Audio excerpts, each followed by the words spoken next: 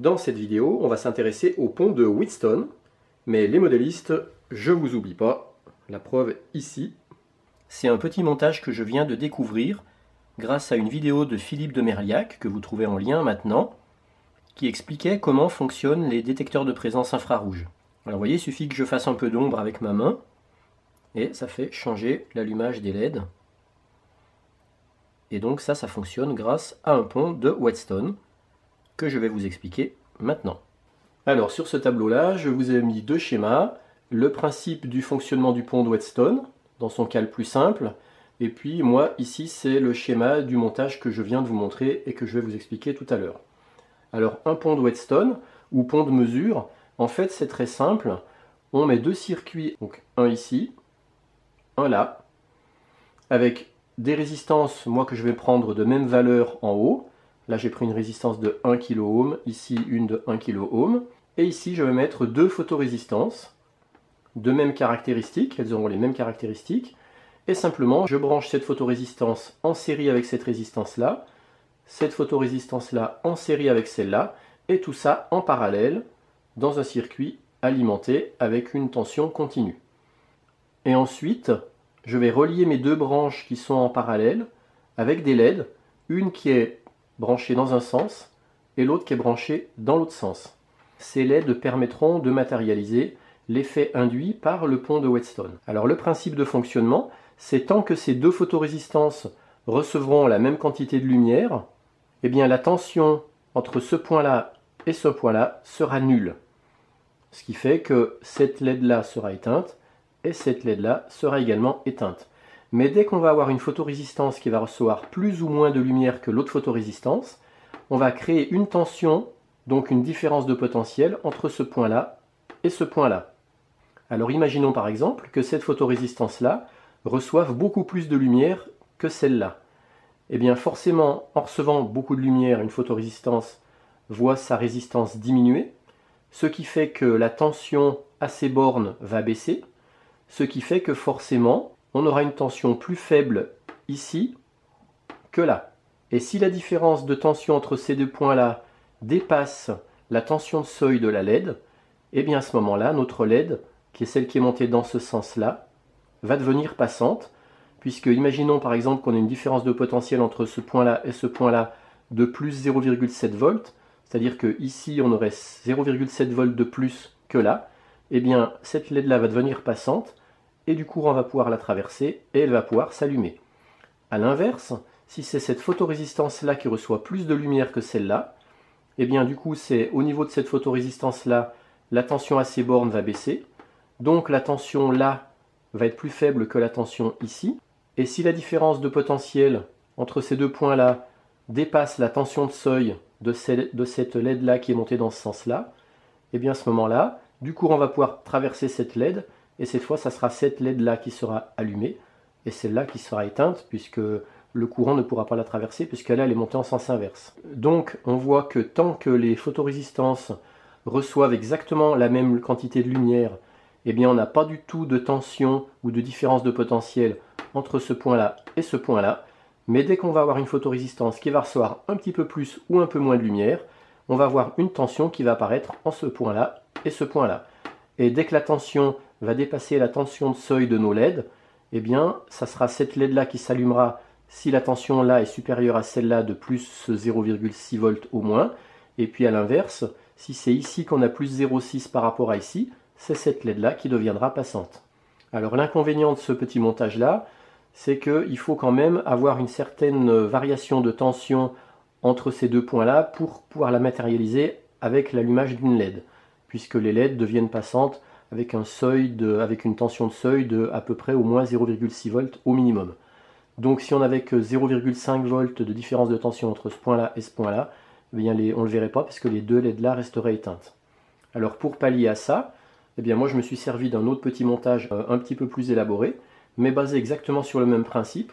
On retrouve mon pont de Wheatstone ici, avec mes deux branches ici en parallèle, avec une résistance la même que celle-là, une résistance la même que celle-là, une photorésistance la même que celle-ci, une photorésistance là la même que celle-là, et simplement au lieu d'avoir une LED dans un sens et une LED dans l'autre, eh bien, je viens mettre un LM324 qui est un comparateur de tension. Ce qui fait que dès que ce comparateur de tension va détecter une différence de tension entre on va dire, ce point-là et ce point-là, eh bien, en sortie, j'aurai un signal qui sera différent. Je peux également abaisser ma tension d'alimentation. Et c'est pour ça que le montage que vous avez vu en début de vidéo, que je vais vous remontrer, eh bien, il est alimenté seulement en 3,8 volts. Ça suffit pour piloter mes deux LED avec mes photorésistances qui reçoivent plus ou moins de lumière. Alors, comment fonctionne le LM324, qui est un comparateur de tension? Eh bien, il y a deux portes d'entrée et une porte de sortie. La porte de sortie va dépendre des valeurs des portes d'entrée. Alors, moi, je vais prélever la tension de ce segment-là, je vais l'amener en porte d'entrée 1. Je vais prélever la tension de ce segment-là, je vais l'amener en porte d'entrée 2. Et le LM324 va comparer les deux tensions prélevées. Et par exemple, si la tension de la porte d'entrée 2 est inférieure ou égale à la porte d'entrée 1, eh bien, en sortie, j'aurai par exemple du 0 volt, le ground. Et puis inversement, si la porte d'entrée 2 est supérieure à la porte d'entrée 1, en sortie, j'aurai du 3,8 volts. Sur cette sortie, je viens brancher mes deux LED, une branchée dans un sens, une branchée dans l'autre sens, une reliée au moins du circuit et l'autre reliée à l'alimentation à 3,8 volts. Ce qui fait qu'en sortie, quand j'ai du 0 volt, eh bien c'est ma rouge qui va s'allumer puisque le courant pourra passer entre le plus 3,8 et le 0. Et par contre, quand ici j'aurai du 3,8 volts, eh bien le courant va passer à travers la verte puisque la verte est reliée au ground. Et à ce moment-là, le courant pourra passer à travers la verte. Alors là, on retrouve mon alim stabilisé à 3,85 volts qui alimente ma breadboard. Ici, une photorésistance. Ici, la deuxième photorésistance. Et ici, mes deux LED. Et vous voyez, en fonction de l'ombre que je fais sur les photorésistances, ça me change la valeur de sortie du LM324. Le LM324 qui est un comparateur de tension, c'est la petite puce noire qui est là. Et vous voyez, selon l'ombre que je fais, eh bien, mon pont de Whetstone détecte une différence de tension entre ces deux branches. Il renvoie cette valeur de tension sur le LM324 qui est un comparateur de tension, qui lui, en fonction des valeurs qu'il reçoit, envoie une valeur de sortie par sa porte de sortie. Et donc mes deux LED sont reliés à la porte de sortie, une dans un sens, une dans l'autre, sachant qu'une est reliée au ground et l'autre au 3,8. Et c'est sur ce principe-là que fonctionnent les détecteurs de présence infrarouge.